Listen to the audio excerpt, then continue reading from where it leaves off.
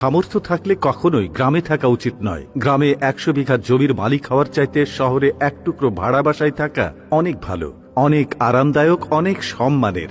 গ্রামে স্থায়ীভাবে বসবাস করাটাকে কোন সূচকে এগিয়ে রাখা যায়? আসলে এখানে বেশিরভাগ মানুষ এতটাই টক্সিক যে তারা নিজেদের ব্যক্তিগত জীবনের চাইতে আপনার জীবন নিয়ে বেশি চিন্তিত।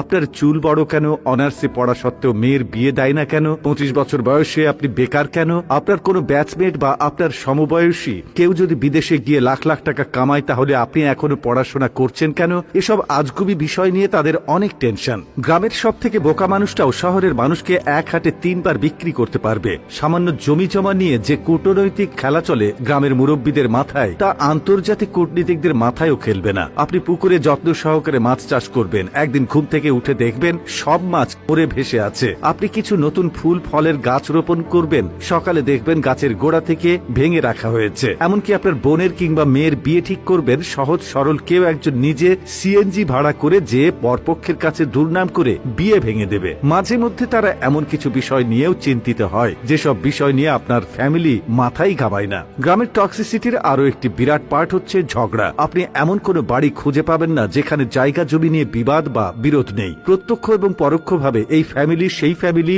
একজন আরেকজনের সাথে ঝগড়ায় লেগেই থাকে। 1 ইঞ্চি জায়গা জমি নিয়ে মামলা মোকদ্দমা, অশ্লীল ভাষায় গালি, মাথা ফাটি চলতেই থাকে হর হামেশাই। এইজন ওইজনের নামে গোপনে প্যাঁচ লাগিয়ে ঝগড়া বাঁধিয়ে দেওয়া, কাউকে পছন্দ না হলে তাকে নিয়ে গ্রামের জনে জনে কুৎসা রটনা করা, এমনকি বিবাহের প্রস্তাব আসলেও গোপনে প্যাঁচ লাগিয়ে দেওয়া যেন গ্রামের মানুষের নিত্যদিনের কাজ। গ্রামের বেশিরভাগ মানুষ এতটা অজ্ঞ যে তারা সফটওয়্যার ইঞ্জিনিয়ার বোঝে না, ইলেকট্রিক্যাল ইঞ্জিনিয়ার বোঝে না, এমনকি এমবিবিএস ডাক্তার মানেও তারা বোঝে না। তাদের কাছে সরকারি চাকরি মানেই পুলিশ হোক সে কনস্টেবল, আর্মি হোক সে সৈনিক, পিয়ন কিংবা প্রাইমারি স্কুলের শিক্ষক, এগুলোই তাদের কাছে সরকারি চাকরির মানদণ্ড। একজন নার্সকে তারা যেমন ভাবে ডাক্তার ভাবে, তেমনি ভাবেই একজন সরকারি মেডিকেল এমবিবিএস বা অন্যান্য ডাক্তারি ডিগ্রিধারীদেরকেও তারা একই রকম মনে করে। তাদের কাছে আপনি সরকারের কততম গ্রেডের চাকরি করেন তার চাইতে বেশি ইম্পর্ট্যান্ট আপনি প্রাইভেট জব করেন নাকি গভর্নমেন্ট। আপনি প্রাইমারি স্কুলের পিয়ন হলেও হয়তোবা তারা মেয়ে বিয়ে দিতে চাইবে, কিন্তু যদি শোনে আপনি প্রাইভেট কোম্পানির চাকরি করেন,